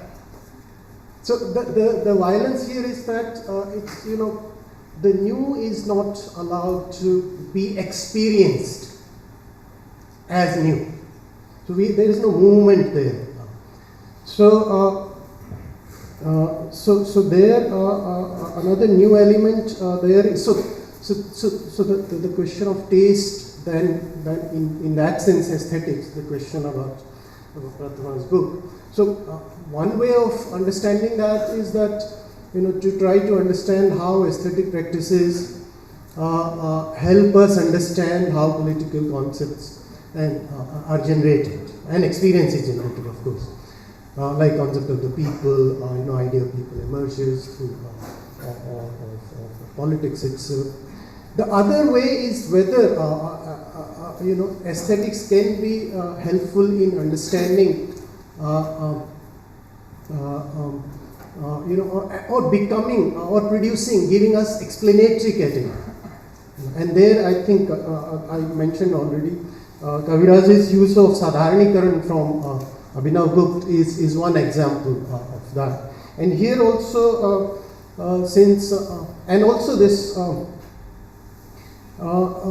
taking recourse to Indian intellectual tradition is not necessarily, I'm saying it in response to Rahul Govind's idea, is not necessarily going in the direction of provincialization. It may, but it doesn't have to. It can also go in the direction of universalization of a tradition, or it's some categories from that tradition. And the last thing I want to say is that the mixing of categories. I think the three examples I have given, Veena Das, Bharati Chatterjee, Kaviraj, they are all mixing categories from different intellectual traditions and then producing explanatory frameworks. Right? So, and I think the whole idea is to move, to stay with Veena Das again, to move ground up from experience to relate to the categories, to concepts. But experience itself is maybe an intersection of, as she says, Veena Das, the generality of the concepts and the general concept, that produces a confusion. Right? So, but the experience may be understood as an intersection of several lines of generalities, including experience in India in the weak sense, and Indian as maybe just one or two lines of those generality, and then some experience, some things might come from the global side, or maybe shared that way. So there, for example, the experience of being indebted in India, but that's a shared experience globally. One more thing, one last thing is that so Veena Das is working with Wittgenstein and also with Indian language theories to rethink the relation between experience and concepts. And there I think the pragmatic sense of use, the meaning in use of a concept. So there, instead of application mode, what she is trying to propose is that we should need to think of the pragmatic possibility of extension of a concept in use in different situations, right? And this actually, when I was reading about this, again the possibility of this sadharanikaran actually suggested itself, but I can't go there, not even gingerly, so I'll leave it at that. But it's a possibility. Thank you, Mohinder. Thanks. I think I'll try to be brief. I mean, there were very difficult and important questions. On the question of life world, I mean, I think it, in some senses goes back to to a kind of phenomenological orientation, and that I guess the point I'm raising, and that's why I find it useful to go back to thinkers like Aristotle, is to really read. I mean, what we mean by subjective and objective is never very clear. I mean, that's even with the moderns, right? So, I mean, what is subjective in Kant? I mean, space and time are part of the subject. So, this question of to think of. So, if we go phenomenologically, also that the point is that the life experience is not supposed to be something that is beneath the level of articulation, right? I mean, it is itself a form of rationality of its own. It's not a rationality in the way that we normally understand it. So in that sense, the idea of experience itself involves, these acts. I mean, there's that whole vocabulary in phenomenology. So, I mean, I think there is sometimes a tendency to move towards characterizing experience as a sort of limit to reason or rationality or objectivity, and I think that can be very seriously questioned. I mean, so I think related questions about to what extent. I mean, in a simple half kind of anecdotal way, if one looks at all of us suffer this idea of an objective type, of our examinations. There's actually, in a standard sense, it's the most subjective. Who decides what questions you choose? So, I mean, how we use the terms objective and subjective are often never very clear. What is most subjective is already articulate. What we thought to be the most subjective might turn out to be just the most generic. So, a priori, I mean, what people like, I find Aristotle useful, but there are a whole range of thinkers one can resort to. That one doesn't begin with these, these broad distinctions, right? I mean, what we mean by objective or what we mean by subjective. The point is that the very articulation through language involves these forms of predication, right? So, to go back to Aristotle, is this? I mean, is it and what is it, right? So, when is something the case, and if something is, you have to say what it is. So, I think that basic demand for rigor, I think, is important. So it's a deeper, broader problem, but when one talks about, say, multiplicity, the states and epistemic justice. So, I mean, a multiplicity is a multiple of something, right? I mean, I know one can get into a whole range of debates about this question, but it's insufficient to just assume that by making that statement, you're outside, what you call the center. Right? So when you say epistemic justice for, X or Y, the challenge or the rigor is to say how that so-called community itself represents itself in terms of what is the notion of justice, right? That minimum rationality, and by rationality I mean simply going back to Aristotle, the idea of sharing. One should be able to share what one means by justice, right? I mean, otherwise how is justice going to even be sort of begun? So I think those demands can be made and should not be elided in the name of some kind of broader critique of rationality. I mean, I think that's an issue we need to think about. So coming back to the point about this, the Indian thing, I mean, one of the points I wish to kind of ask, and I'm raising this as a kind of question, more than a comment, is that if the claim is that there are, say, pre-modern Indian concepts, that answer to present contemporary society, the challenge is it's not simply a question of, obviously you will find equivalent terms, and even today obviously people speak many languages, they use different terms, right, for the same category. But when people act today, my question is that isn't it that they act, say, politically with a certain understanding of what the political norms in operation are? And in the context of India, we might agree or disagree, but there are certain political norms that are seen in operation. We assume there's something like electoral democracy. We assume there's something like fundamental rights. So the point is, if you're going to say there are pre-modern concepts that answer to this Indian experience, the question is, do these pre-modern concepts have embedded within them this particular kind of logic? So you might be using obviously the same word that was used in, say, the 4th century, but it means something completely different, because here you're using that word in the context of a certain set of norms, and those norms have to do with very modern institutions. The question is, do you find these institutions?